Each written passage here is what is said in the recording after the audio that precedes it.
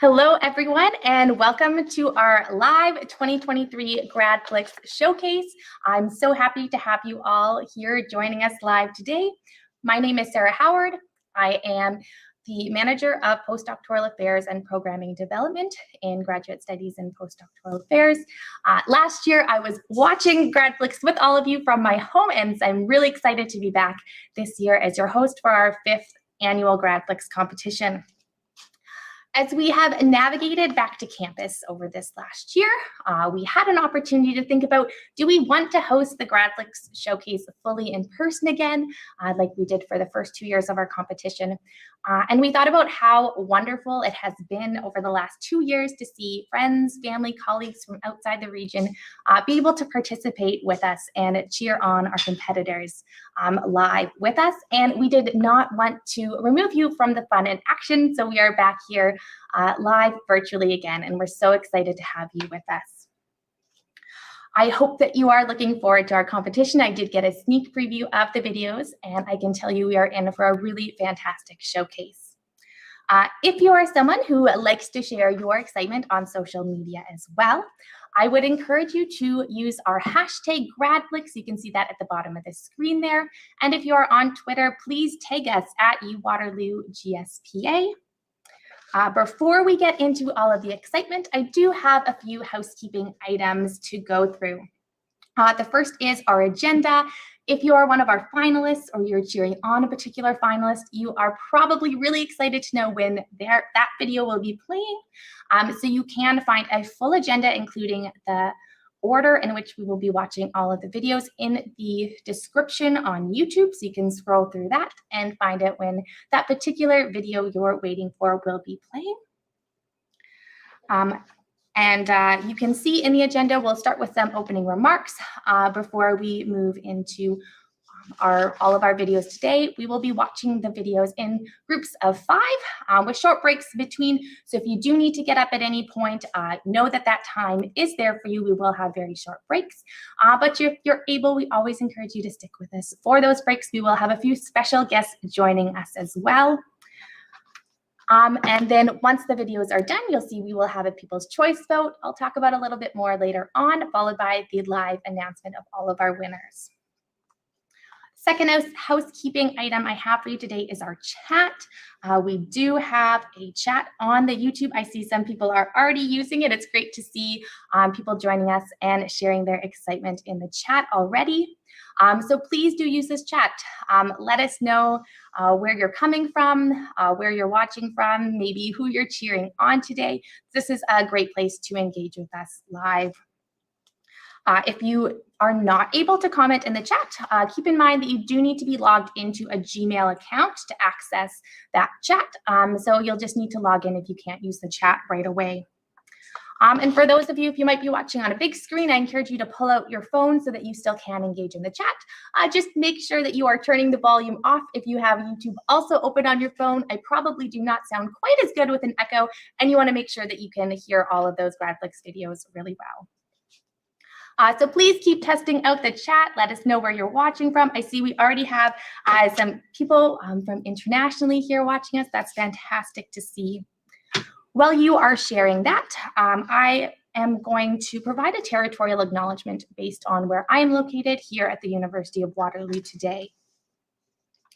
So the University of Waterloo acknowledges that much of our work takes place on the traditional territory of the Neutral, Anishinaabe, and Haudenosaunee peoples.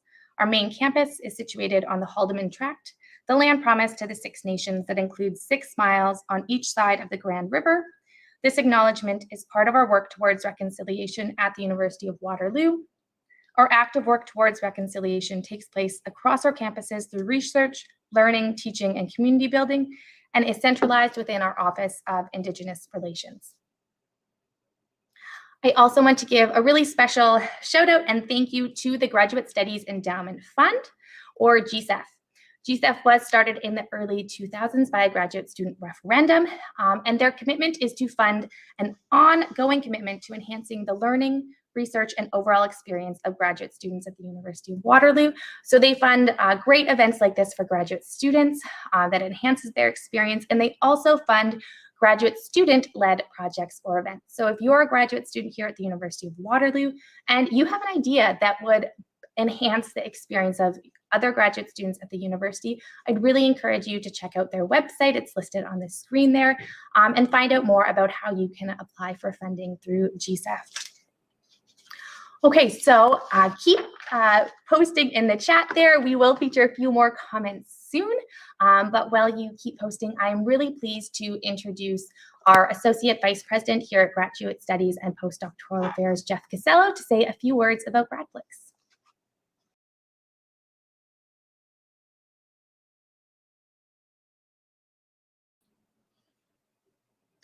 Well, thanks so much, Sarah, and welcome everybody to what is going to be unquestionably an incredibly exciting afternoon. You know, it was 5 or 6 years ago when we were running the 3-minute thesis competition at the university, and we realized that the 3MT was really good for what it was, but we were hopeful to create a program that would be maybe a bit more engaging for our students, maybe give a product for our students that was a little bit more valuable to them. And our colleagues, Angela Rook, who's not with us today, and Sarah and others, conceived of this idea of GRADflix, an idea to come together and produce a 1-minute video that really distills out in a fun way all of the incredible work that you do as graduate students. And that's what led us to this event this afternoon. And I couldn't be more excited to learn what all of our incredibly talented, our incredibly diverse, our incredibly thoughtful, our incredibly impactful graduate students are doing as part of their research agenda. And that's what GRADflix really is all about. So over the next little bit, we're going to hear from 20 of our finalists. We're going to see their videos. We're going to celebrate the incredible research work that our graduate students are doing here at the University of Waterloo. And I think, like so many of you, are incredibly excited to see that. I think the other really exciting part of the day today is not only having our finalists in the room, but everybody who contributed, of course, should consider themselves as having achieved something, consider themselves as being a winner. It takes a lot of time and effort and energy to get your research into a spot where you can present it to people who may not be in your discipline. And that communication outcome is really something that is so important a part of your graduate studies and something that we want to celebrate. I also want to take the time to thank our judges who reviewed all of these and were so thoughtful and careful in their consideration of your work. And really, I think the reaction of the judges has been incredibly positive. They just see what impactful work is happening at the University of Waterloo. The other really exciting part of today for me is I was just out on the red carpet taking photos, and as we see our finalists come in, they are joined by their moms, by their dads, by their faculty supervisors, by their research team members, and having everybody in the same room celebrating your successes is not something that happens really as often as it should. And that's what today is about, celebrating your research accomplishments with all of your peers, your colleagues, your friends, your family.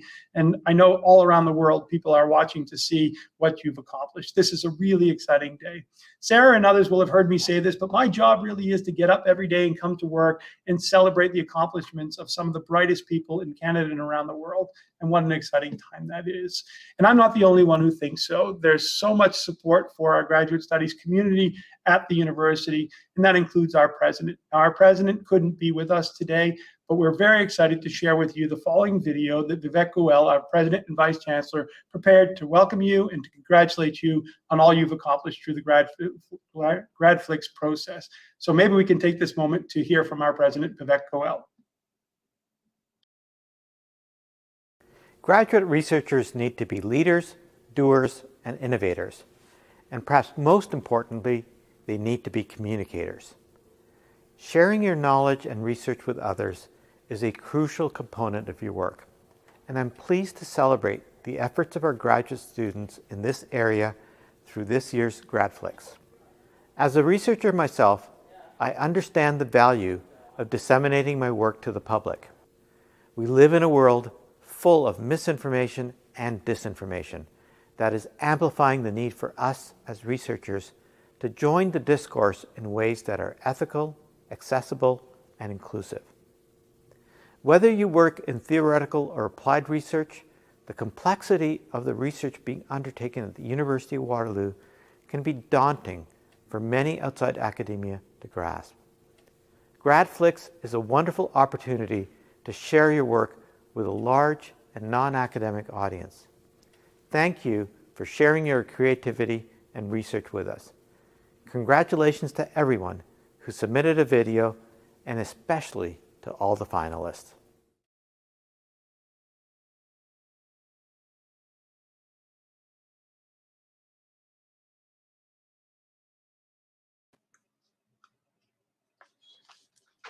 Well, thank you so much to Jeff for joining us today live to share those words, and also to President Goel for taking the time to present that video message. I think it really says a lot about how this university values the work that our graduate students are doing, that our president took the time to create that video message for all of you as competitors. So thank you so much to Jeff and Vivek for sharing those messages with us. So this is getting me so excited for all of our videos today. And I see in the chat that you are getting excited too. We're featuring a couple comments on the screen here. Marianne Gonzalez says this is so exciting. We have someone else again saying it's so exciting. Big congratulations to all of our finalists. We are so excited to have, we have someone watching from Panama. Really great to see everyone joining us today.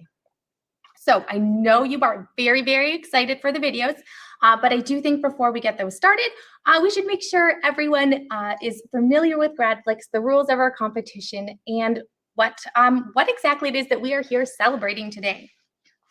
So the GRADflix competition here is open to all master's research students and PhD students who are invited to create a video of no longer than 60 seconds that describes their research to a non-specialist audience. This is no small feat. If you have ever heard any of our graduate students talking about their research with their peers, there is a lot of big technical jargon being used. And so being able to distill that down to a non-specialist audience really is a huge accomplishment and really important. So the videos are judged by a judging panel. I'll introduce our judges shortly. And they judge on three main criteria. The first being communication, worth 50%. Second, creativity and visual impact of the GRADflix video, worth 30% of the judges score. And then technical quality, worth 20%. And having gotten the sneak peek of the videos, like I said, our judges really have a tough job in terms of picking a winner this year. There's a lot of fantastic videos. So speaking of our judges, let's introduce them.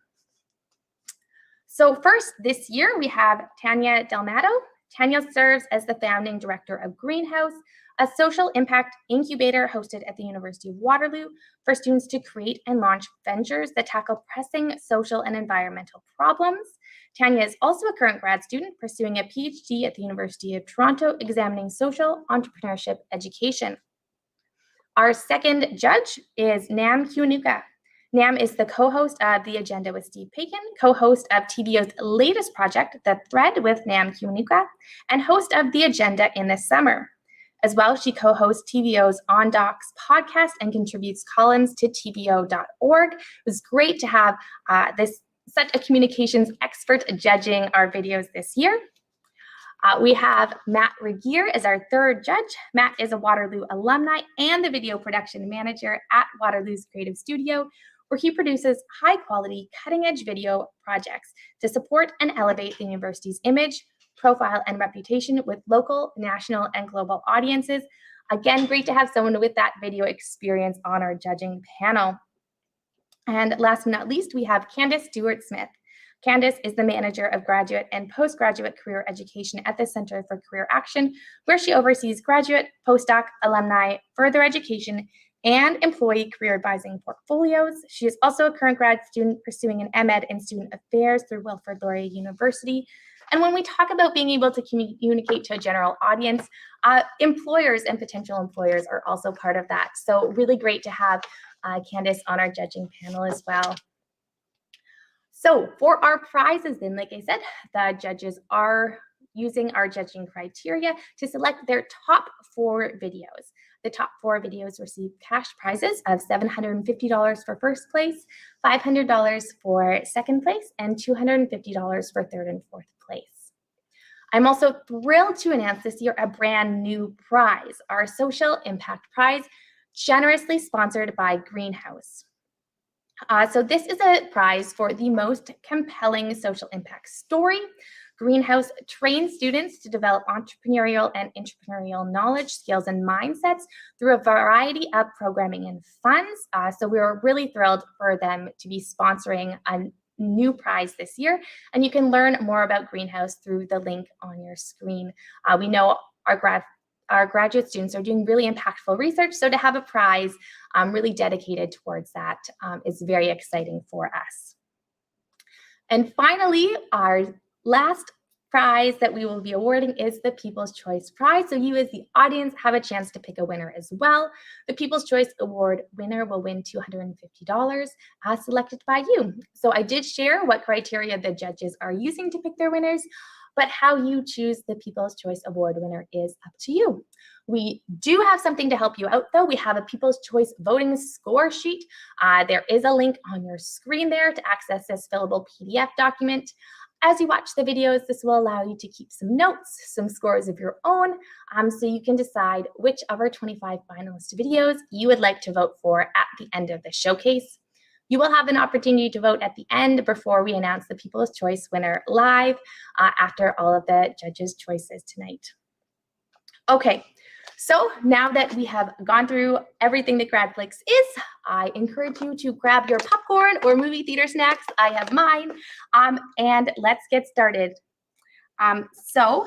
One more note, actually, while you're grabbing that popcorn, grab your cameras too. I will share more about our selfie contest later, but as we get started with our videos, please grab your cell phones out as well, and I'll share more about that at our first break. All right, so let's get our showcase underway. Our first video of the showcase is by Marina Maciel Ancinelli. Marina is completing a PhD through Perimeter Institute, studying theoretical physics. She is interested in understanding more about the deepest underpinnings of nature by means of investigating the foundations of quantum mechanics. Marina is also a lover of cats, literature, and has recently started learning Chinese. Here is Marina's video, Understanding Causality. Someone tells you that the incidence of shark attacks rises sharply whenever the sales of ice cream go up. That sounds terrible. Would you consider banning ice cream? That'd be silly. Eating ice cream certainly doesn't attract sharks. Rather, a correlation between these events appears because of a common cause. Both of them are more likely on hot and sunny days. It was very easy to find this common cause, but that's not always the case. In real-life scenarios, such as in medicine or finance, it can be much harder to identify the underlying causes of the observed correlations. Fortunately, there are mathematical tools to do so, which have been helping to advance with my research. What interests me the most is how we can use this to better understand the foundations of quantum mechanics. Causality itself might work differently on the quantum realm, as indicated by a famous result called Bell's theorem, which is at the heart of the 2022 Nobel Prize in Physics. This quantum notion of causality is another topic of my research.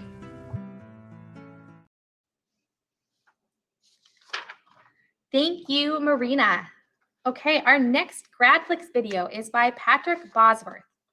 Patrick is a recovering computer engineer, one-time food entrepreneur, and now a master's student in the Faculty of Environment, where he studies the econometrics of sustainability.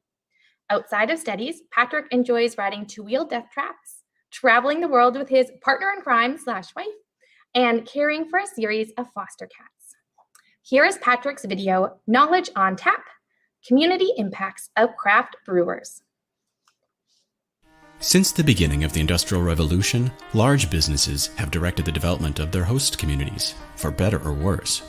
But the modern era has seen the rise of small businesses, which now employ 7 out of 10 Canadians. So the question becomes, what kind of impact do small businesses have on the economic, social, and environmental development of their host communities? The answers may be buried in the noise of modern life, so we need a really good example to study: the craft beer industry. It's a resource-intensive cohort of small manufacturers that has only existed for the past 20 years in Ontario, and as a modern industry, it means I've got hard data to look at. My research statistically examines 2 decades of data to discover both the pinpoint and overall impact brewers have on their host community sustainability. Like, does having a brewery in your town stress its water resources, or does it increase the sense of belonging with your neighbors, or both? The more we know about these impacts, the better we protect the sustainability of our communities. Cheers to that. Thank you, Patrick. Okay, our third video of this first set is by Annika Chang. Annika is a master's student in the Department of Geography and Environmental Management. Her interests are in environmental sustainability and the challenges of climate change. Annika is passionate about using her research and communication skills to make a positive impact in these areas.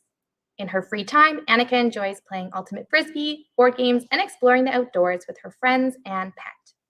Here is Annika's video comparing the effects of management practices on nutrients.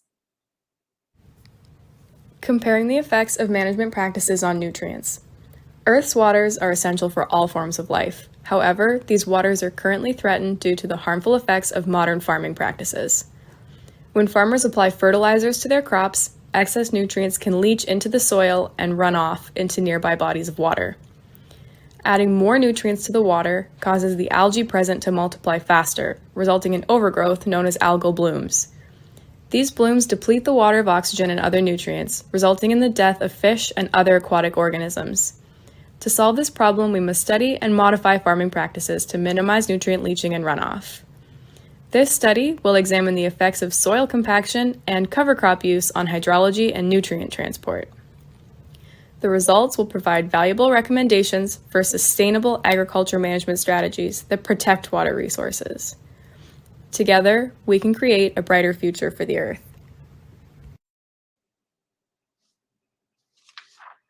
Thank you, Annika. Moving on to our fourth video now. The fourth video is by Kiran Duga. Kiran is pursuing a Master of Science in Public Health Sciences. Her research focuses on parental depressive symptoms and mental health among children with a physical illness. Outside of academia, Kiran enjoys swimming and reading. Here's Kiran's video, Parental Depressive Symptoms and Physical Mental Multimorbidity in Children. Research suggests that approximately 25% of children live with a physical illness. Unfortunately, their parents may also experience adverse health outcomes, such as elevated levels of depressive symptoms. In turn, this may increase the likelihood of their child having a mental illness. This is known as multimorbidity. Unfortunately, there is limited work researching fathers, young children, and examining changes over time. Therefore, my thesis will examine how depressive symptoms among mothers and fathers change over time, examine what factors predict parent depressive symptoms, and explore how parent depressive symptoms may be associated with child multimorbidity. The findings from my thesis will identify parents at risk of elevated depressive symptoms and highlight the need to consider parent mental health within family-centered care.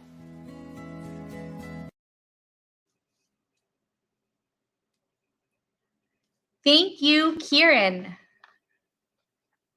All right, we are all ready to the fifth video of our first set. So this is the final video in this set. This video is by Heather Eustace. Heather is a Master's of Arts student studying experimental digital media. Her research interests include the effects of technological marginalization on social engagement, particularly in reference to older adults, and creative ways to overcome this marginalization. Her ongoing work focuses on this research and how it can inform automated machine learning methods. Here is Heather's video, Older Adults on YouTube. Do you ever think about how much of our social interaction is mediated? A lot. My name is Heather Eustace, and that's the subject of my study, Older Adults on YouTube. Individuals over the age of 80 are the slowest group to adapt technology. This means that as our social interaction becomes more mediated, they become more marginalized socially.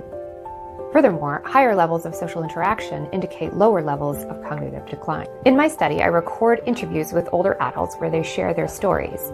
These videos get uploaded to a private YouTube channel that is only accessible through a QR code link. The purpose of this is to facilitate technological engagement, not to force technology onto an unwilling participant, but to foster a relationship with technology through those in their social network. An additional benefit of this study is that the act of reminiscing is highly beneficial to mental health. Future applications of this interview technique can assist in machine learning technologies and dementia patient care. I'd love to tell you more about the particulars of this study and my findings. You can contact me at the email address below. Thank you, Heather. All right, so that is the end of our first set of videos with just 60 seconds to explain their research. These videos sure do go by quickly. So we will have a short break now, help you digest some of that amazing research you just heard about.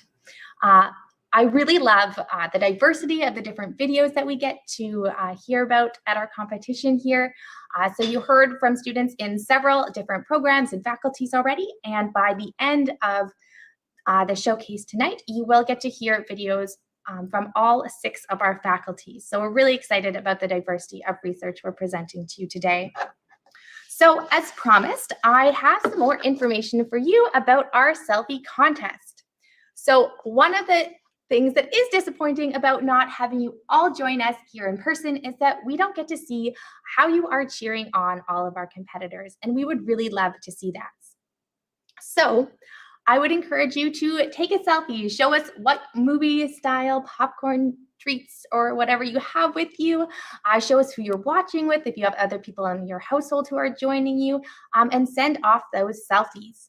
If you are on social media, if you're on Twitter, please share using our hashtag GRADflix. And if you tag at Waterloo GSPA, you will get an extra entry for the contest. If you're not on social media, no problem, you can still participate.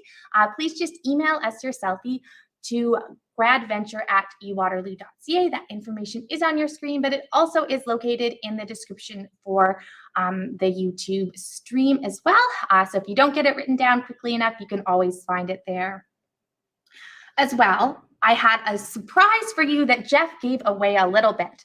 So this time, while we are hosting our event virtually, we have brought all of our finalists in together in person.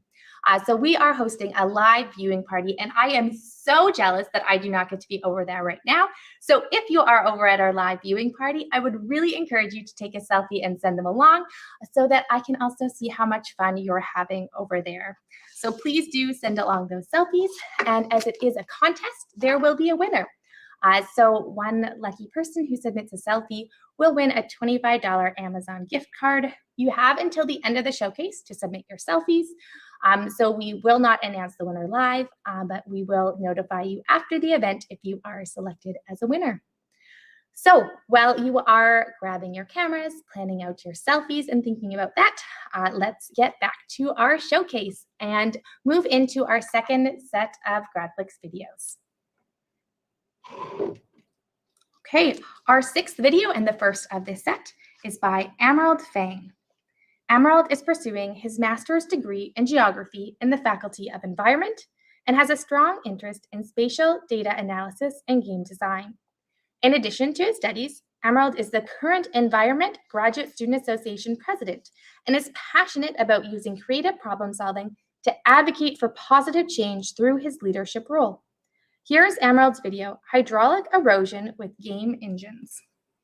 GIS has been around for a long time, but we've mostly been studying in 2D, which is great and all, except you and I are 3D, and so is the world we live in. The question is, where in the world do we find 3D maps? I don't see it. Do you? Well, we're definitely looking for something that renders realistic environments, is compatible with modern spatial data formats, displays dynamic data visualizations, and many more. This means that game engines might be able to offer some new pathways in GIS research. One of those things is erosion modeling. This is how we used to do it, and now with LiDAR data, we can see the visual changes and guess where the soil went. The next step is to better model the soil movement in response to realistic forces like water flow. But water has also been typically represented with basic formats like raster. As we all know, the Earth isn't a perfect sphere, and our space aren't perfectly aligned pixels. To truly understand natural processes, we need to move towards more realistic representations. And the games industry has been doing that for decades. But how do we apply the lessons that has already been learned to geoscience? And that's exactly what I'm researching. Games are great at telling stories, and there are stories hidden in maps. So why not put the two together? Thank you, Emerald. The next video is by Sakina Fatima. Sakina is currently in her 2nd year as a master's student at the University of Waterloo. She is passionate about molecular biology and computational biology and is currently working on silico protein ligand dynamics to find a way to target aggression-prone proteins in neurodegeneration. Here is Sakina's video targeting HNRNPA1 for the treatment of multiple sclerosis. Hi, I am Sakina. My research is aimed at probing a protein that is linked with multiple sclerosis. The body's nervous system is made up of neurons that are damaged during neurodegeneration, which results in loss of function in the nervous system. An example of this is when someone has multiple sclerosis or MS, which is also an autoimmune disease affecting almost 2 million people. Someone with MS may have aggregates of a protein known as HNRNPA1 or just A1 in their neurons. This results in the immune system producing antibodies to A1 to help resolve the aggregates. Unfortunately, this results in inflammation in the neurons, eventually leading to cell death. But we can prevent A1 from aggregating by designing nucleoside analogs or small molecule drugs that can bind to it. This can help someone struggling with MS recover from the impact.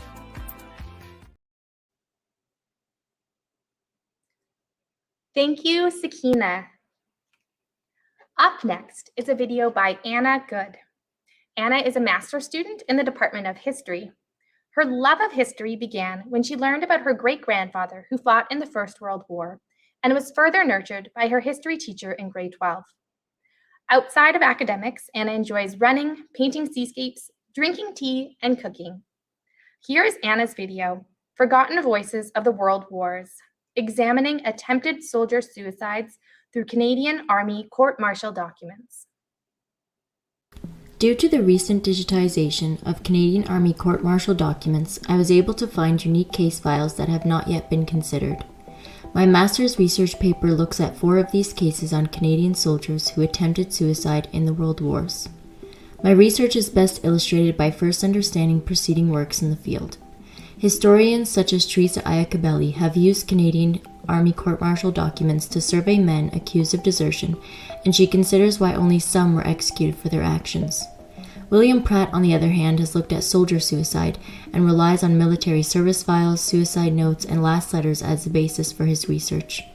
My research aims to bring these 2 perspectives together by utilizing court-martial records to examine soldiers who are accused of attempted suicide. The use of legal records allows suicide to be studied from the perspective of those who survived. My hope is that this research will help give back the agency that has been unintentionally stripped from soldiers.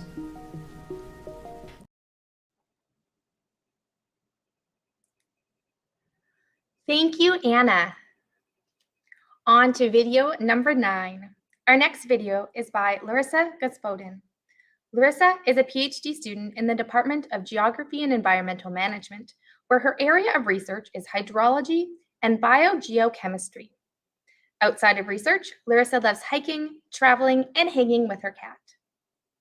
Here is Larissa's video, Groundwater and Phosphorus Transport, Friend or Foe? To meet the food demand of a growing world population, agricultural activities have intensified and often rely on phosphorus fertilizers to maximize productivity. However, rain, snowmelt, and irrigation water can transport excess phosphorus that is not used by crops into nearby streams and lakes, causing devastating water quality issues. We are able to generally describe phosphorus transport in agricultural activities from rain or snowmelt infiltrating into soil or moving across the surface. However, much less attention has been paid to transport driven by upwards rising of groundwater. I will monitor sources of water entering a small agricultural stream to help us better understand the implications groundwater has on phosphorus transport, paying close attention to mobilization during periods with high groundwater contribution and differences between fields that contribute to the same stream. Ultimately, this will help us protect and better monitor water quality to improve usability and health for all. Thanks for watching. Thank you, Larissa. We are now on to video number 10 and the last video before we take another short break. This next video is by Karen Hawk. Karen is a PhD candidate in the School of Public Health Sciences. Her research interests lie in the role of food policies on dietary intake patterns. Outside of school, Karen enjoys swimming, reading, hiking through nature trails, and baking and eating cookies. Here is her video, Mission PhD. In a world where companies make drinks loaded with sugar, one researcher is trying to find ways of promoting healthier beverage consumption. The name's Hawk, Karen Hawk. Her mission, should she choose to accept it, is to gather nutrition information on sugary drinks from grocery store websites in 6 different countries. Then, and only then, can she compare sugar levels in beverages across countries to see if policies like sugary drink taxes or front-of-package nutrition labels are associated with their greater availability of healthier drink options. In turn, she can inform policy development in countries looking to improve diet quality and prevent obesity. Mission accepted.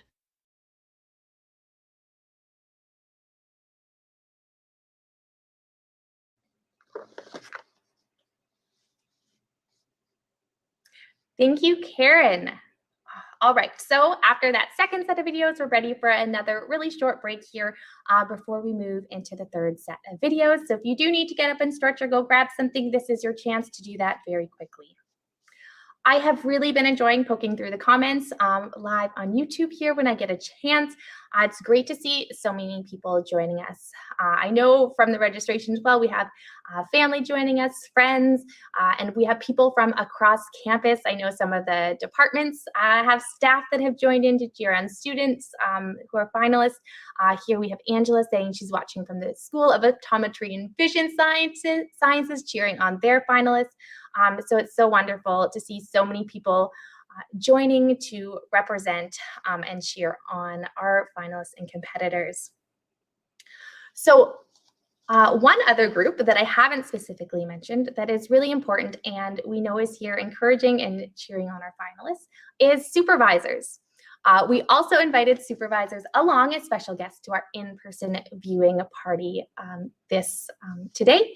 So I think it's really obvious that our supervisors of graduate students help them with, academic communication. So as they prepare to write academic journal articles or go to conferences, their supervisors are there supporting their research and those communications. But supervisors of graduate students can also play a really important role in encouraging and supporting our graduate students to engage in activities like GRADflix that promote their professional development. So I want to give a really big shout out to all of the supervisors who have joined us today, either virtually or those who are in the live viewing party audience today. It is really valuable to have you encouraging and supporting our graduate students as they engage in these activities that help them build other skills outside of their research. So thank you for that. And if you are one of our finalists whose supervisor is joining you at our in-person viewing party, why not take this opportunity to grab a quick selfie with them as well and share with us that your supervisor is there supporting you as well. All right, so let's get back to our videos. We are moving into our third set of videos here. Our first one in this third set is by Carson Kinney. Carson is a PhD candidate in the Earth and Environmental Sciences Department at the University of Waterloo, studying rocks during mountain building. Carson is also a proud cat owner, collector of hobbies, and aficionado of poutine. Here's Carson's video, The Heating of Mountain Belts, Production and Transfer of Heat in Earth's Crust. Here we stand at the roots of an ancient mountain belt that would have been comparable to the Himalayas. Although they're gone now, we can use their remains to study what happens deep in the earth. This animation shows the process of mountain building involving 30 to 40 kilometer thick continents that are colliding over millions of years at speeds comparable to fingernail growth. During mountain building, rocks reach high enough temperatures to melt and create magma, but questions around this phenomenon still remain. These rocks reach 900 degrees Celsius, but the rocks just up the way were cooked up to 800 degrees Celsius. But what could cause such a difference and those high temperatures to begin with? Now this granite was likely a source of heat for the surrounding rocks, but there wasn't enough of it to heat all the rocks in the area, and this granite had to get hot somehow. But how? And so to figure this out, I'm using a combination of techniques, like delicate field sampling, Taking a look at the finer details, using high-tech scientific equipment and sophisticated computer programs to determine the secrets of deep, ancient Earth. Thank you. Thank you, Carson. Up next, we have a video by Caitlin Laidlaw. Caitlin is a master's student in the Department of Geography. Her research involves working with communities to understand their attitudes towards snow leopards, which included a 5-week trek, after which she hopped on another plane to trek to Everest Base Camp. You could say Caitlin is happiest in the mountains. Here's Caitlin's video, Local Attitudes Towards Snow Leopards in Western Nepal. It's easy to say that we should conserve snow leopards when we're sitting at home comfortably in Canada. But how do people feel who live every day with snow leopards in their own backyard? I spent 5 weeks trekking in a remote protected area in western Nepal to answer this question. At the start, I had no idea what an adventure I was about to embark on. Pass 5 of 5. Conflict manifests physically in the form of livestock depredation, where a single snow leopard trapped in a night corral can kill nearly 100 livestock in a single night. Working with communities to understand their attitudes and what drives these attitudes could result in mitigation techniques targeted to the most influential drivers, offering a pathway to coexistence for both the communities and the snow leopard.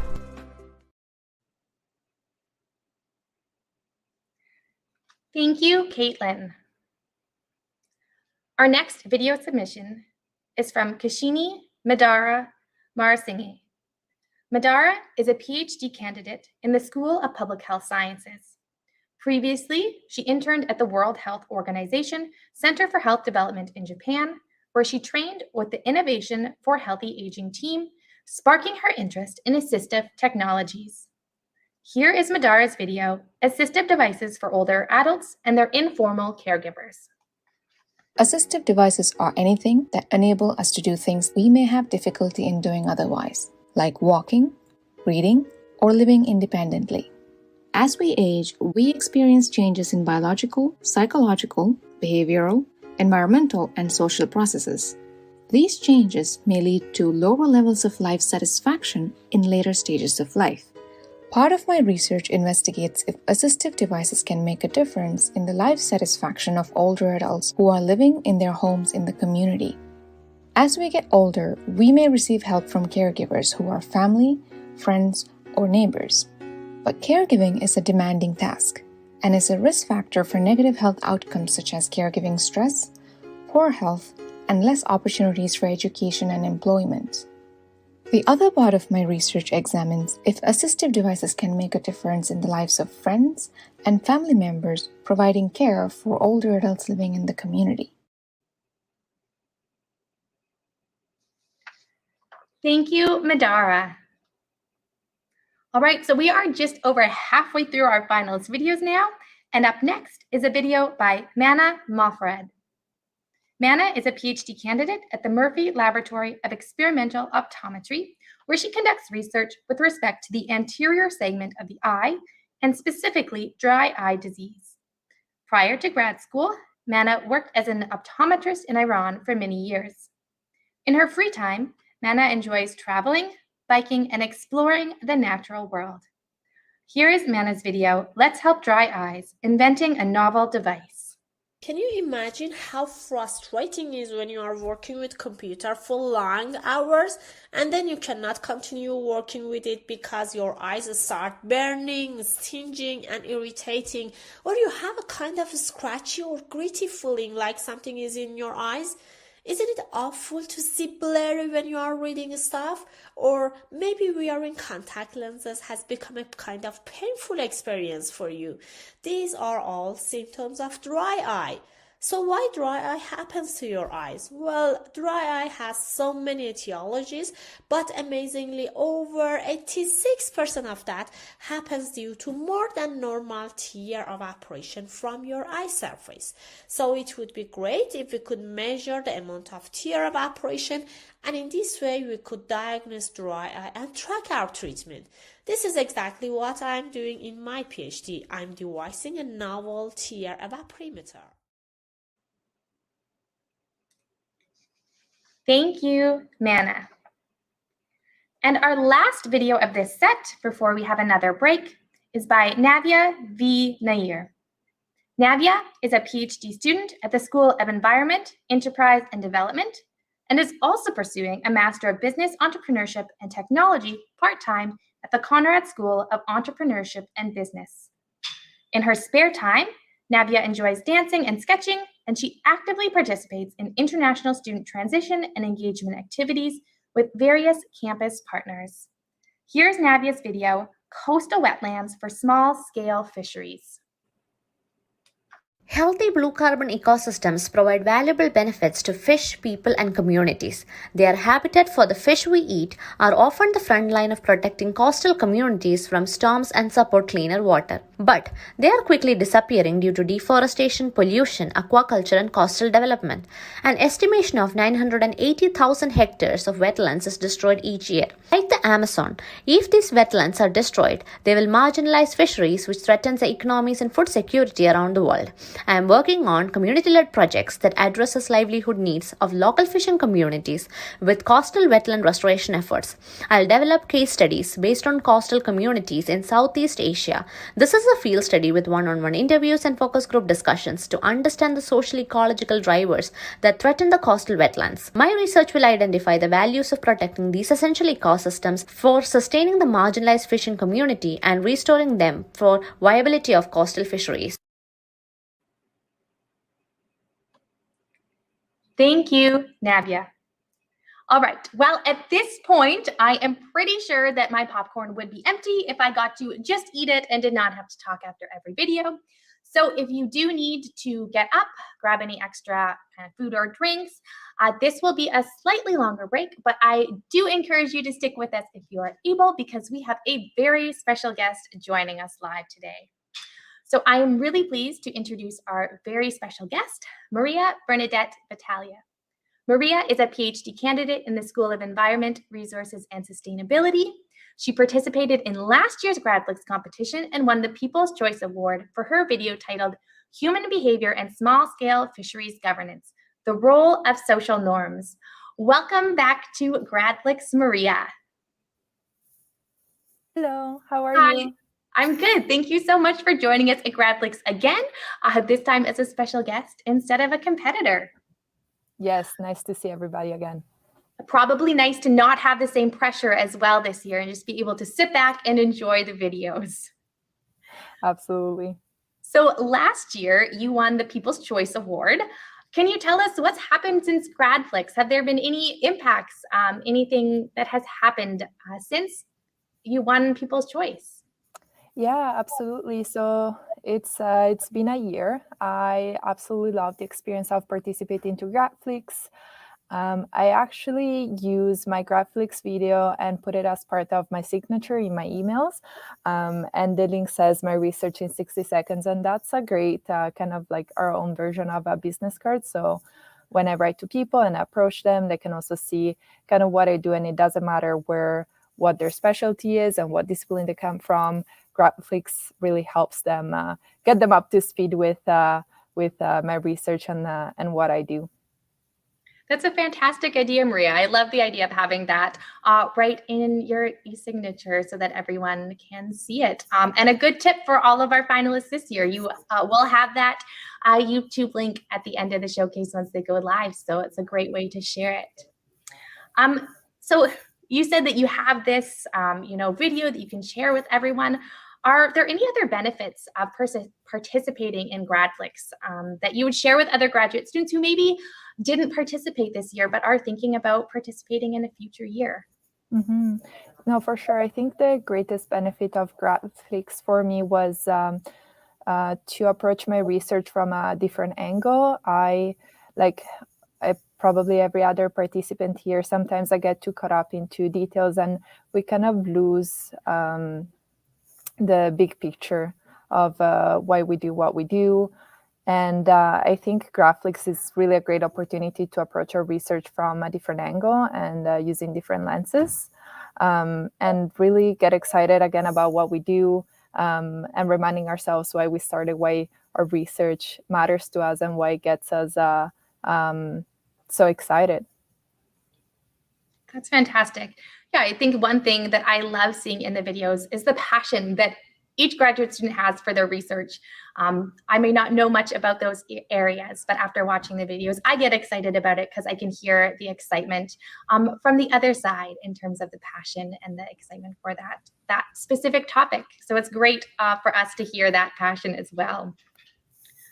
All right, so this year, you've probably heard mentioned, we have a brand new prize that was not available last year for a social impact.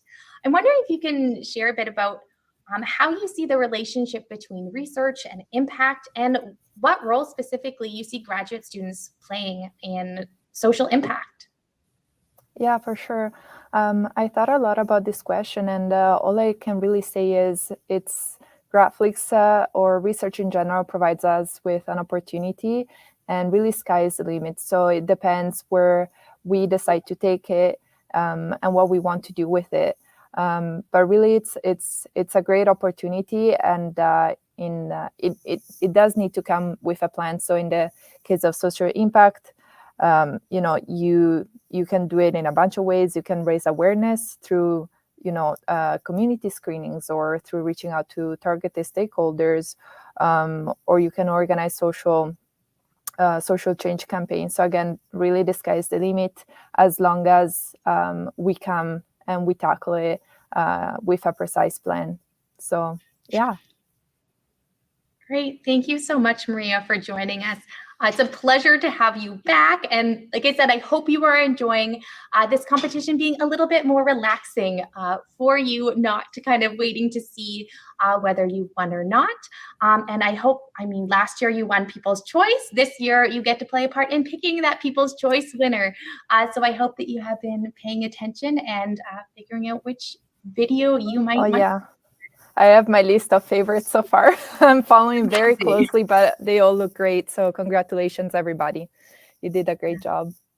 Yes, I agree. Well, thank you so much, Maria.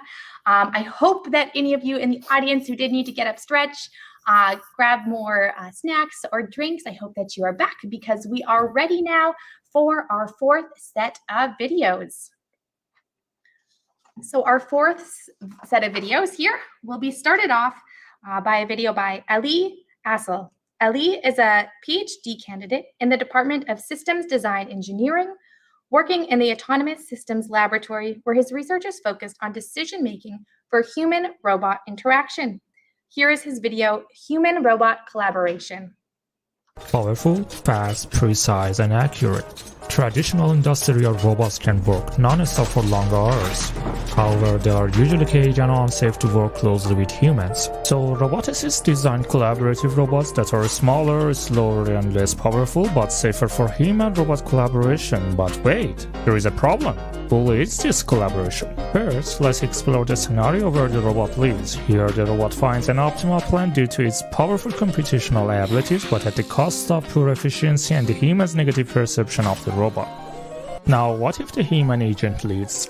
This time, the human may make wrong decisions or deviate from the optimal plan. In my research, there is no explicit leader or follower. The robot estimates the human performance and leading preference and adapts a plan accordingly, and if needed, corrects the human's errors. The result of my study will help create a smooth and effective human-robot collaborations where the robot considers human presence and preference.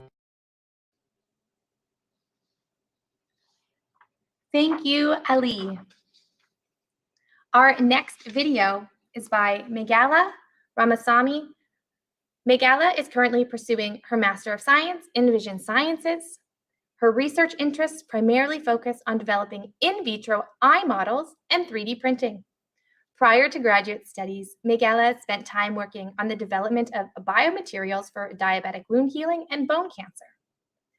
Here is Miguel's video, Development of Contact Lens Testing Device using 3D Printing. Eye infections are generally treated using eye drops. However, they are repeatedly washed away by tears and blinking. Just imagine if the contact lenses used for vision correction could be tailored to deliver drug for a longer time period. The main roadblock is the use of simple wires, which do not simulate complex eye features in lab-based studies. Here, I'm introducing a contact lens testing device with controllable tear flow.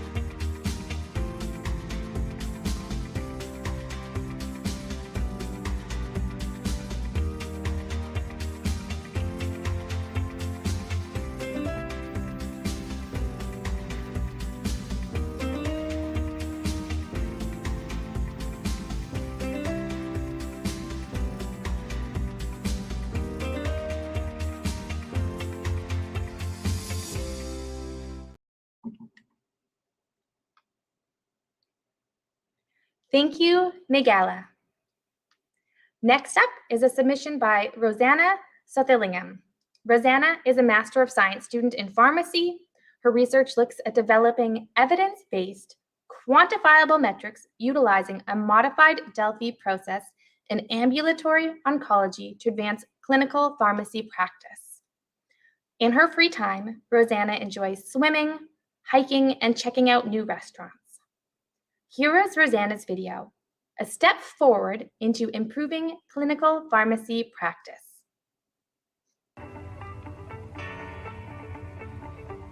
A step forward into improving clinical pharmacy practice. Currently, the role of oncology pharmacists in Canada is not well defined. This project serves to identify that role. Oncology pharmacists are considered to be an important part of the multidisciplinary healthcare team. The first phase of this project is to generate a survey that will be distributed to oncology pharmacists with various experiences that are part of the CAFO Association. The second phase of this project is to hold a discussion among the oncology pharmacists to get consensus on the top quantifiable metrics. This data will then be analyzed to get a finalized list of quantifiable metrics that will be then used and implemented into clinical pharmacy practice and used by oncology pharmacists on a day-to-day basis.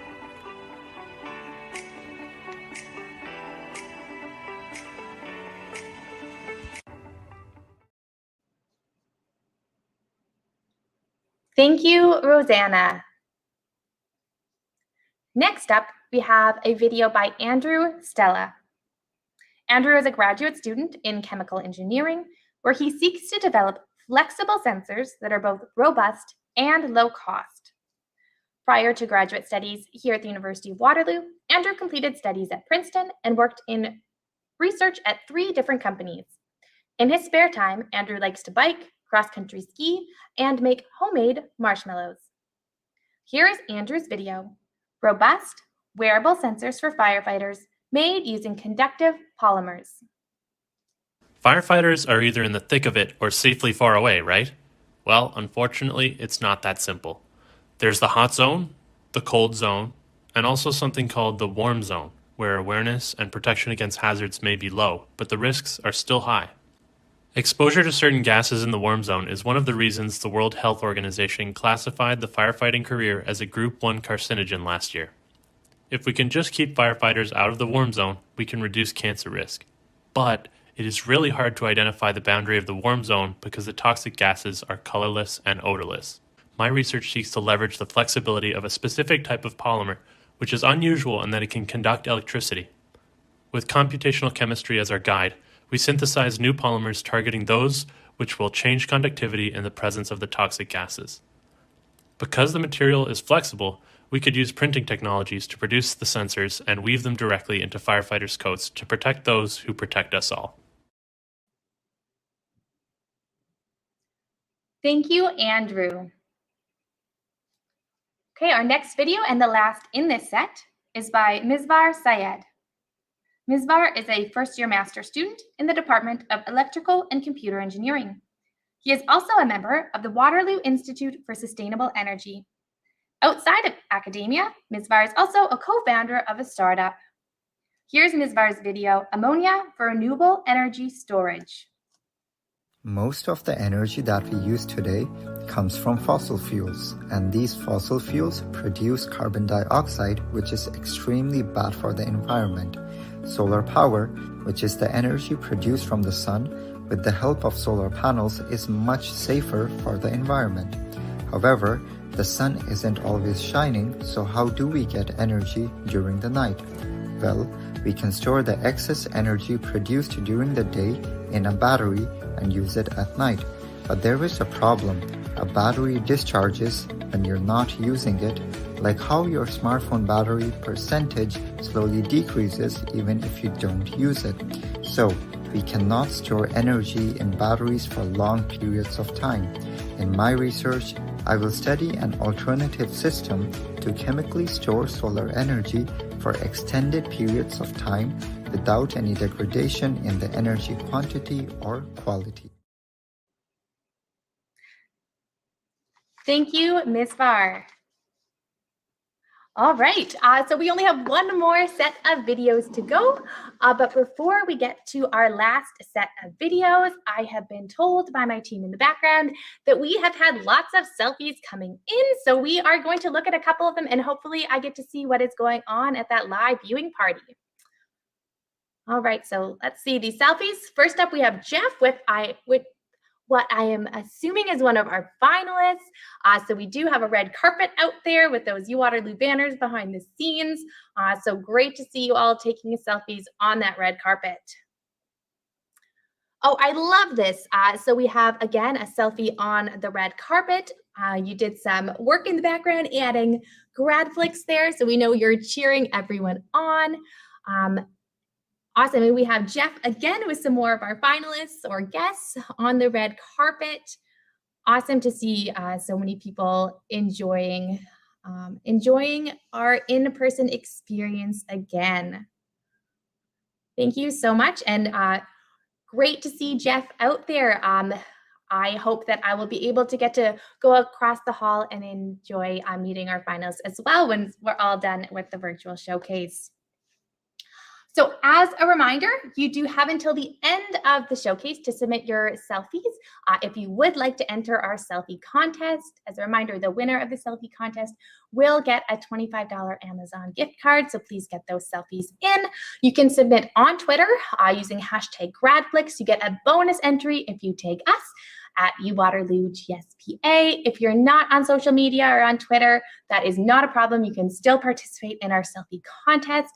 Please just email your selfie to gradventure@uwaterloo.ca. All that information is on the screen. It's also in the YouTube agenda.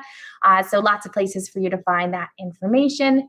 Get those in before the end of the showcase. And then if you have submitted a selfie to us, make sure you keep an eye on those DMs or your email so that we can contact you after the showcase if you are the winner. All right, so we have one final set of videos. I am so excited for this last set, but also so sad that we are almost to the end of these really amazing videos. Okay, so set number 5, our final set, is starting off with a submission here by Chien Amy Tai. Amy is a Master of Applied Science student in the Vision and Image Processing Lab. Her research interests include cancer diagnosis and prognosis, medical imaging, and computer vision. Outside of research, Amy enjoys hiking, traveling, rock climbing, playing squash, and swimming. Here's Amy's video, Improved Treatment of Breast Cancer. Breast cancer treatment. Meet Sally. Sally goes to screen for breast cancer. AI is used to detect whether cancer is present in the screening. But what about after cancer is detected? There are so many treatment options like surgery, chemotherapy, endocrine therapy, and more. What should Sally do? In most cases, Sally would go to the doctor and ask them what to do. The doctor might tell them to do surgery, but why? Because their recommendation is based on their experience, human bias, uncertainty, and their available time. Which leads to the question, is there a better way to create a treatment plan? Yes, that's where I come in. My research focuses on leveraging medical imaging and computer vision to create a model to predict the success rate of various treatments that a doctor can use to offer explanations of why one treatment is better than another. This model and approach for breast cancer can then be further adapted to other types of cancer, such as skin cancer, prostate cancer, and more. Why? Because I want to quickly and effectively treat cancer so that we can all live longer and healthier. Thank you. Thank you, Amy. Up next, we have a video by Meredith Watson. Meredith is a Master of Science student in the Department of Biology. Her research looks at microplastics in the Grand River watershed using paleolimnological technologies. 2 fun facts about Meredith. She is a vegan and her favorite author is Sally Rooney. Here is Meredith's video, Temporal Analysis of Microplastics in the Grand River Watershed. The negative effects of microplastics are yet to be fully characterized, however they are proving to be substantial. This is of concern as microplastics are found everywhere. There is limited research in Canadian freshwaters despite major presence of microplastics. With a lack of long-term data, how can we answer questions on microplastic pollution through time? Have the sources, types, and deposition of microplastics changed over the years? We can do this using paleolimnology, which uses biological, chemical, and physical proxies from sediment profiles to reconstruct past environmental conditions. Analyzing microplastics down a sediment core in which each interval has been dated to correspond with a year can inform us on these changes. These analyses include manual counting, LDR spectroscopy, and scanning electron microscopy. UW is located in the Grand River watershed, an area with agricultural and urban influences. Looking at microplastics temporally in this watershed will be used as part of a broader study linking sources, transport, and fate of microplastics in a river network. Thank you, Meredith. Next, we have a submission by Yujai Yu.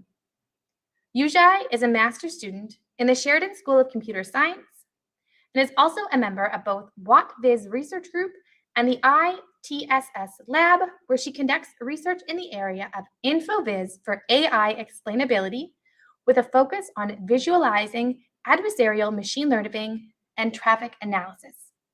Yujai is also a graphic design hobbyist. Here's her video, InfoViz for AI explainability.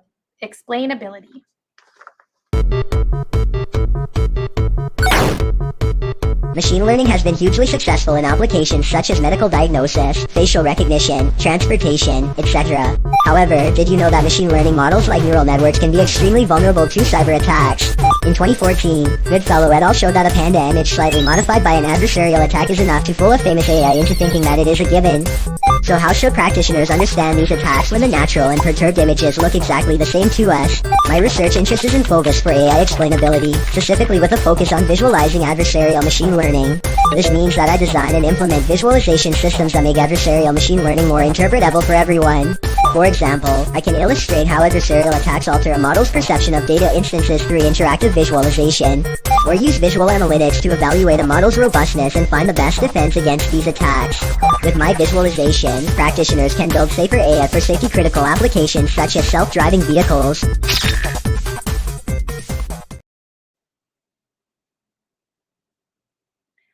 Thank you, Yujai. We are down to our final 2 GRADflix finalist videos. Next, you will be seeing a video by Kiyumars Zarshinets. Kiyumars is a PhD candidate in the Department of Chemical Engineering. His research interest is on the development of nanomaterials and membranes for separation and filtration applications. Kiyumars likes to have new experiences and learn new things whenever is possible. Here's Kiyumars' video, an innovative solution for thirsty world.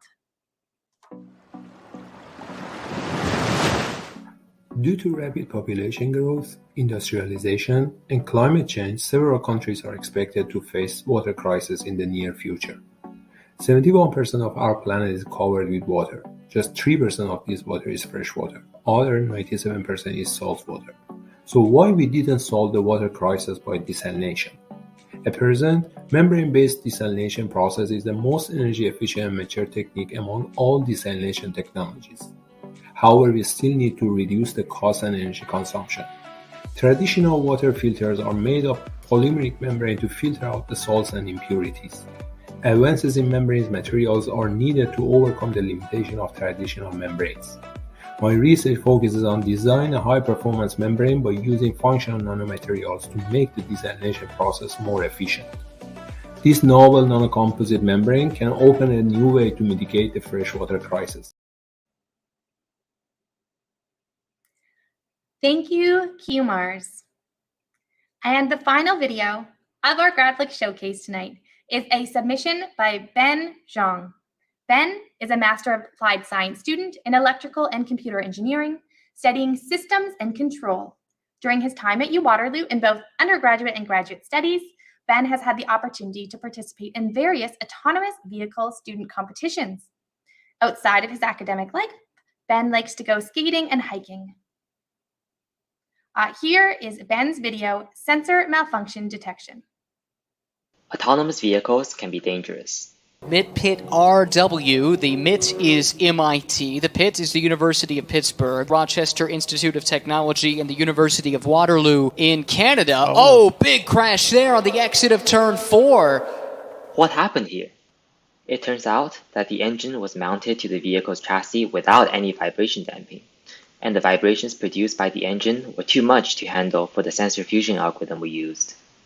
Failure modes like this are generally unpredictable and can be especially fatal in safety-critical applications like autonomous driving. My research focuses on a sensor malfunction detection algorithm that does not require prior knowledge of how the sensors will fail. Here's a quick demo. 2 autonomous vehicles following a circle. Car 1 has the algorithm, car 2 does not. We inject the same faulty heading signal into both vehicles. Car 2 drifted off the path like the race car we saw earlier, and car 1 successfully detected the sensor malfunction and rejected the signal.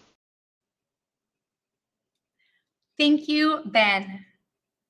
Okay, so you have now seen all 25 of our finalist videos, and I hope you have enjoyed them as much as I have. There's some fantastic research being done by our graduate students, and it's great to get just a little glimpse into what is happening across campus. And I must admit that I am very glad I have the job of host and not judge, because I don't know how I would pick a winner from all of those amazing videos. But you as the audience also have that tough choice. It is now time for you to vote for the People's Choice winner. As a reminder, the person who wins the People's Choice Award will win a prize of $250. So voting is now open. There is a link on your screen. Keep in mind that link is case sensitive, so GRAD will have to be in uppercase letters for that link to work for you. I believe that the link also should be getting posted in the YouTube chat as well if you need it. So you get 1 vote for People's Choice, and the link will remain live for a few minutes here. You'll get a countdown on screen as well, so you know before it's going to close.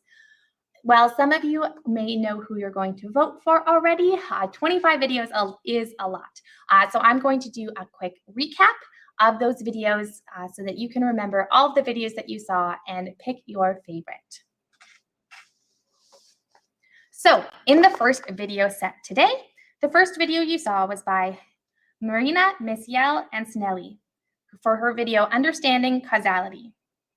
You then saw a video by Patrick Bosworth, Knowledge on Tap, Community Impacts of Craft Brewers. The next graduate student up was Annika Chang with her video comparing the effects of management practices on nutrients. Kiran Duga then presented her video Parental Depressive Symptoms and Physical Mental Multimorbidity in Children. Finally, in that set, you saw Heather Eustace's video, Older Adults on YouTube. In the second set of videos, you first saw Emerald Fang's video, Hydraulic Erosion with Game Images, followed by Sakina Fatima's video targeting RNPA1 for the treatment of multiple sclerosis. Up next was Anna Good's video, Forgotten Voices of the World Wars, examining attempted soldier suicides through Canadian Army court-martial documents. Fourth was Larissa Gospodin's video, Groundwater and Phosphorus Transport, Friend or Foe. And lastly, Karen Hawk's video, Mission PhD. The third set of videos started out with Carson Kitty's video, The Heating of Mountain Belts, Production and Transfer of Heat in Earth's Crust. Caitlin Laidlaw's video followed, which was Local Attitudes Towards Snow Leopards in Western Nepal. You then saw Madara Marasinghe's video, Assistive Devices for Older Adults and Their Informal Caregivers, followed by Mana Monfred's video, Let's Help Dry Eyes, Inventing a Novel Device. Navia V. Nayir's video, Coastal Wetlands for Small-Scale Fisheries, was the last one in that set. The fourth set of videos included Ali Asu's Human-Robot Collaboration, Meghala Ramaswamy's video, Development of Contact Lens Testing Device Using 3D Printing, followed by Rosanna Sothillingham's video, A Step Forward into Improving Clinical Pharmacy Practice. You then saw Andrew Stella's video, Robust Wearable Sensors for Firefighters Made Using Conductive Polymers. Misvar Syed was up next for Ammonia for Renewable Energy Storage. And finally, in the last set of videos, we watched Amy Ty's video, Improved Treatment of Breast Cancer. Then Meredith Watson's video, Temporal Analysis of Microplastics in the Grand River Watershed. Then you saw Yujie Yu's video, InfoViz for AI Explainability, followed by Kumar Zarshina's video, An Innovative Solution for Thirsty World. Finally, you watched Ben Zhang's video, Sensor Malfunction Detection. Okay, so you will have a few more minutes to vote here. I hope that that recap with the screenshots was helpful. I know 25 videos is a lot, so use that voting link. You will see something pop up shortly letting you know a bit of a countdown before the People's Choice voting closes. While you are finishing up your voting, though, and winners are being determined, I'm very excited to welcome our special guest, Calvin Chan. We always ask our finalists to share with us about their GRADflix experience, and many times we've had comments that our competitors love to hear from special guests that are experts in communicating research, and Calvin fits this description. Calvin works in academic publishing by day and is a freelance medical writer and journalist by night. Across his many roles, he helps communicate emerging biomedical research to other scientists, policymakers, patients, and the general public. Calvin has a PhD in cell and molecular biology, and his work has been published on platforms like BuzzFeed, nominated for multiple Canadian University Press Awards, and featured on reading lists such as the Alberta Magazine Publishers' Stories for Change. Welcome, Calvin. Hi, thank you for having me. Thank you so much for joining us. When I read your bio, I thought you were such a perfect person to join us to share about the importance of research communication, because this really is what you do every day. So one of the goals of our GRADflix competition is really to help students develop those skills to be able to communicate their research to a general audience. So as someone working in this field, can you explain why is this so important? Why is this such an important skill our students should have? Yeah, I mean, that's a great question. I was actually chatting with my editorial director the other day, and we were kind of going through some of the most popular research trends in the last year, and we were both kind of completely blown away by the number of research articles that were published, in 2022. I have the number just on this little sticky note here. It was 6,662,360 articles. So over 6,600,000 research articles were published in 2022 alone. And when we were looking at sort of articles published this year so far, so in 2023, there were 433,000 articles. And I mean, it's only January, right? It's January 31st. But I think the thing about sort of, with emerging technology and with globalization, we're living in this era where there's more research and more data, and there's more knowledge being produced and being analyzed and being shared than ever before. And it's an amazing thing, right? It's an amazing thing. I mean, sitting here watching everyone's little clips were, mind-blowing, thinking about all the amazing research that's happening on this campus alone, but it's also kind of daunting. It's kind of intimidating when you think about it, because in this sea of amazing, mind-blowing research that everyone's doing, how are you going to get people to pay attention to yours, right? How are you going to be able to show people that your research is important and is making an impact in this world? And that's a key question that's probably on everyone's mind here today, but it's also in a lot of researchers' minds. And every single author that I work with, we're always talking about how can we make sure that your research is reaching the right audience and the right people, right? Reaching the right industry leader that's going to help them translate their research into practice, the right policymaker to get their research in front of the public, to reach other researchers in their field that they want to work with and that they want to collaborate with. And all of that comes down to science communications, right?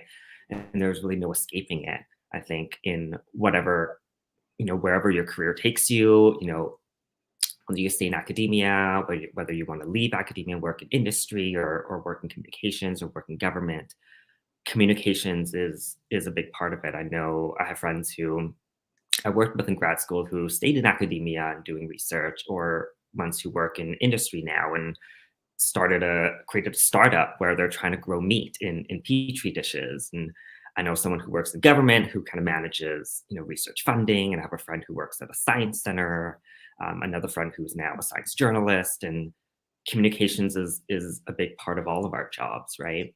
Yeah, we all started off in grad school in the same department, but now we're all kind of doing similar things and relying on the same communication skills.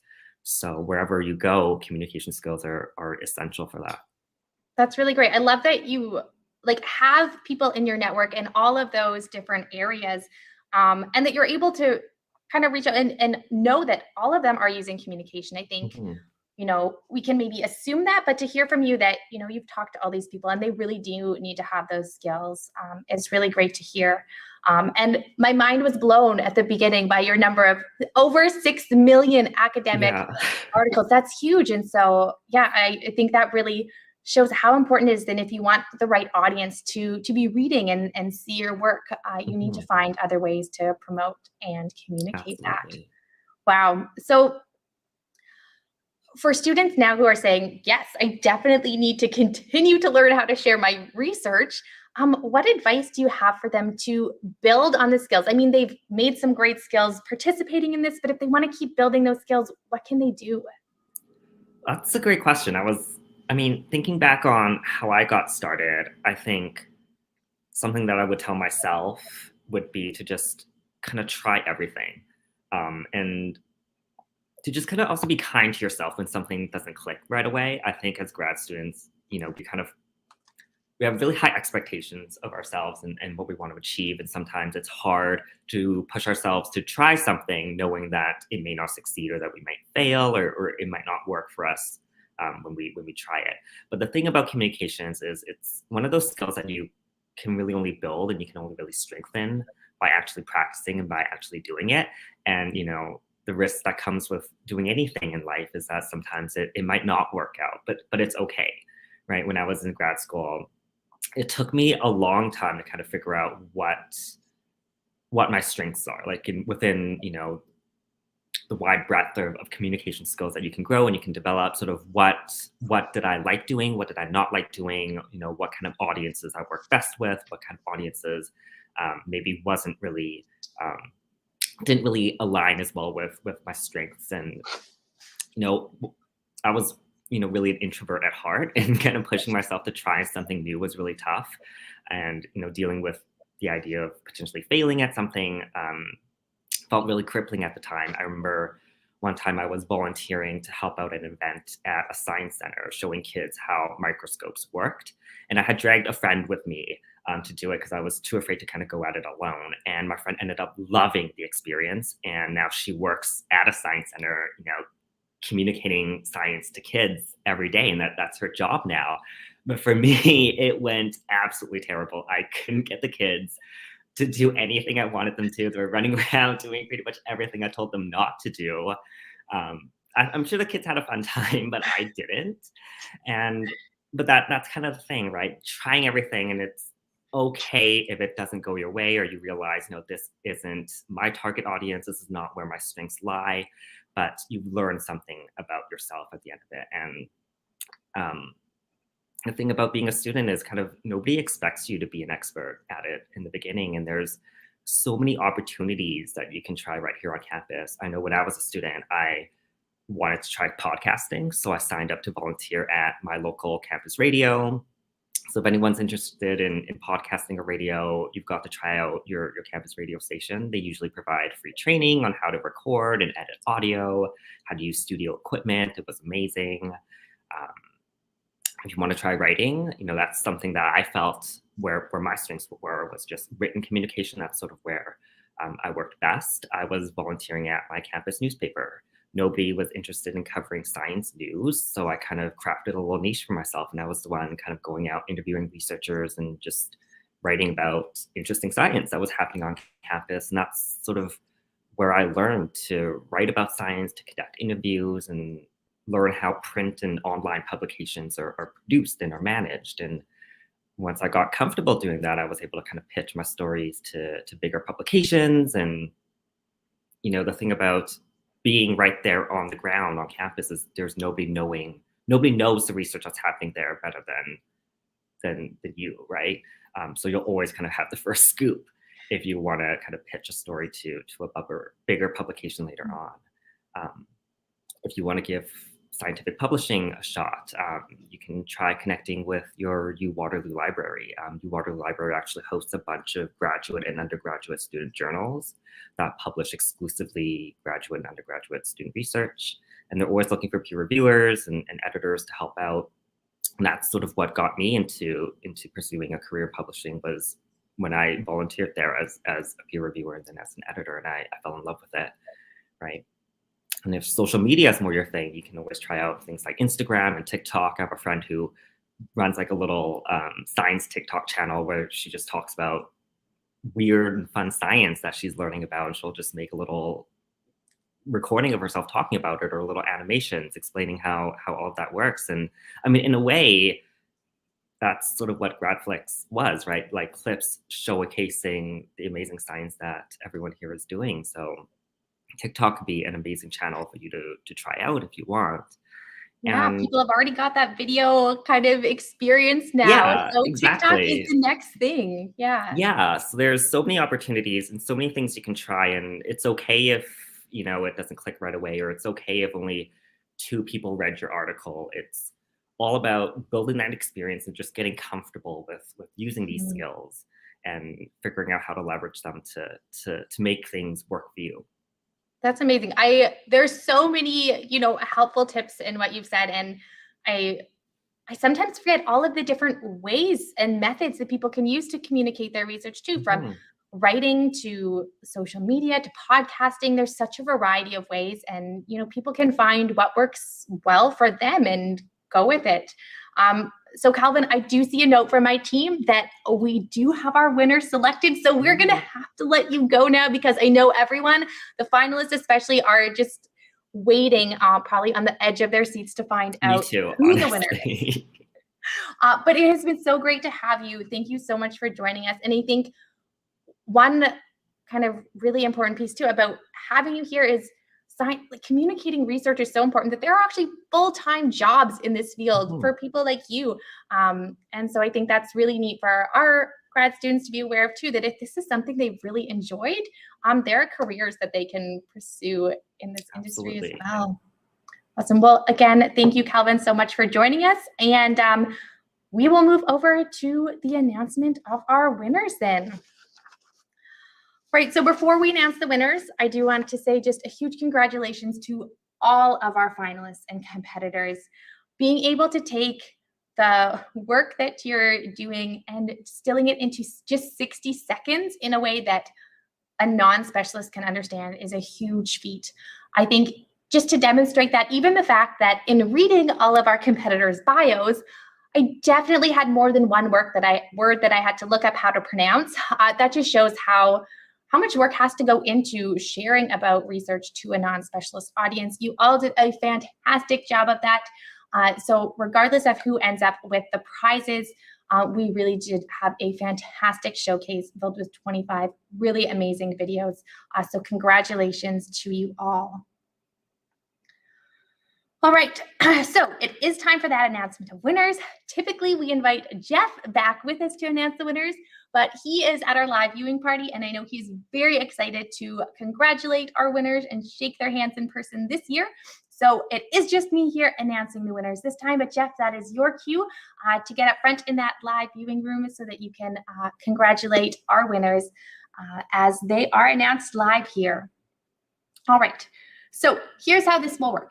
I will begin by announcing the 4th place prize as chosen by the winners up to the 1st place prize. I will then announce our social impact prize winner, that brand new prize once again sponsored by Greenhouse. And then the final prize to be announced will be our People's Choice winner as voted by you just a few minutes ago. So I may be doing the announcement of the winners alone this year, but I am not without some help from our technical sound team. So can we have a drum roll, please? Wonderful. With that drum roll, we are officially ready to start announcing our winners. First up, in 4th place, this is the individual who will receive that prize of $250. Can I have one drum roll specifically for this 4th place winner, please? 4th place is Kieran Duga for her video, Parental Depressive Symptoms and Physical Mental Multimorbidity in Children. Congratulations, Kieran. I know there is lots of cheering going on at home and probably in our live audience, so I will let you finish off your cheering and then we will move on to our 3rd place winner. Our 3rd place winner will also receive a prize of $250. Can I have a drum roll, please, for our 3rd place winner? The winner is Ben Zhang for his video, Sensor Malfunction Detection. Congratulations, Ben.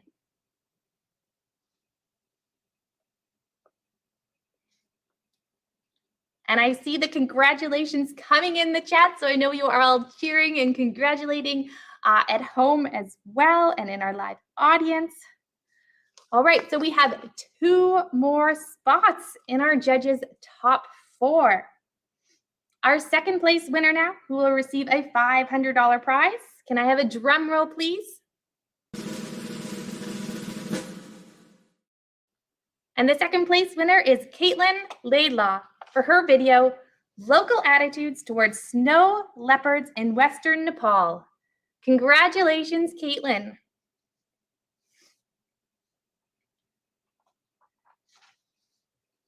Okay, moving on. Our 1st place winner, as selected by our judges, receiving a prize of $750. Can we have a drum roll for our 1st place winner, please? The winner is Andrew Stella for his video, Robust Wearable Sensors for Firefighters, made using conductive polymers. Congratulations, Andrew.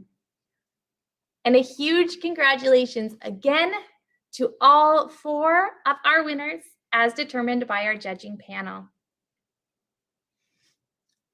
I see lots of comments in the chat. Huge congratulations. Good job. So many congratulations coming in. I hope that as finalists, if you can't see those chats now, that you'll have a chance to go back later on and see all of the people congratulating you live in the comments.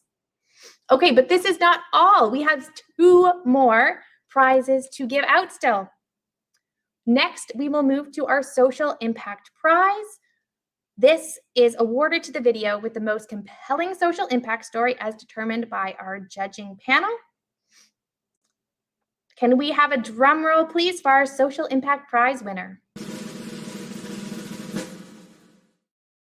And the winner is Amy Tai for her video, Improved Treatment of Breast Cancer.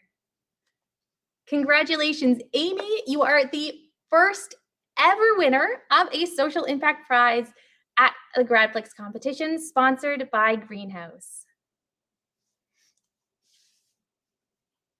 Okay, and finally, Here is the award that our audience is probably very excited for. You voted for your People's Choice winner live just a few minutes ago, and we now have the winner for you. Can we have a drum roll, please?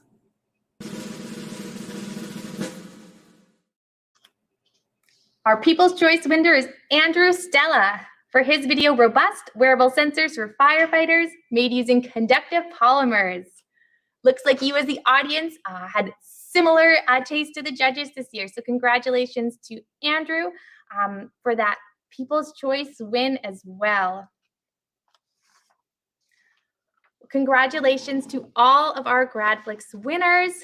We hope that you are enjoying being in person, having that audience cheer you on and clap for you. I know it is not the same when you are sitting at home and do not get to hear that audience congratulating you and clapping for you and getting to go up and shake Jess' hand and get that letter announcing you as the winner. I know that our audience, based on the comments, has been so excited to watch all of the videos this year. So again, congratulations to all of our finalists. You did a great job. I see in the chat here on the screen, Julie saying congratulations to all the winners as well. Like I said, I know that those in our live viewing party may not be able to see all the comments right now, but I really encourage you to take a look back later on. It's really, it's just really encouraging to see how many people are in our live audience cheering you on and saying what a great job everyone has done. I myself, with the fact that we had the Social Impact Prize this year for the first time, was really thinking as I watched the videos about the really practical impacts that so much of this research could have and how important communication is when we think about research impact. The research being done here and the impacts it can have is really, truly inspiring. So thank you for sharing that with us today. So I hope you as our live audience have enjoyed the GRADflix Showcase as much as I have. Before I officially sign off, there are some people I need to thank. I want to really thank all of our special guests, as well as our judges for making that incredibly tough decision. I also want to thank the folks behind the screen who make us look so good on YouTube, a Good Company production. The team has been fantastic to work with yet again to make sure that we have a seamless experience for everyone in our viewing audience. I also want to thank all of my team here at Graduate Studies and Postdoctoral Affairs. This is really a full team effort event. There's all hands on deck. So specifically, I want to thank Graham, Tasha, Carrie, Jason, Marta, and Gwyneth for all of their help supporting this event. Finally, a few notes for you as our audience before I let you go. I encourage you to connect with our finalists. If you all were with us in person, we would have you, going up, saying congratulations, chatting with the finalists more about their research. We obviously can't do that for those of you who are virtual, but contact information for each competitor is listed with their YouTube video, which is now live on our YouTube channel. So there is a playlist of all of their videos, so you can go and rewatch anything you're interested in or find contact information if you want to reach out. We also wanted to let you see some of the videos that unfortunately couldn't be finalists, but are still amazing videos. So there are some extra videos on that playlist for you to watch as well. So watch the videos, keep sharing on social media, use our hashtag GRADflix, tag us on Twitter. We would love to hear more about your thoughts around the videos and the showcase. So congratulations one last time to all of our finalists, and thank you to our live audience for joining us. It is a pleasure to have you here, and I hope that you enjoy the rest of your evening. Thank you.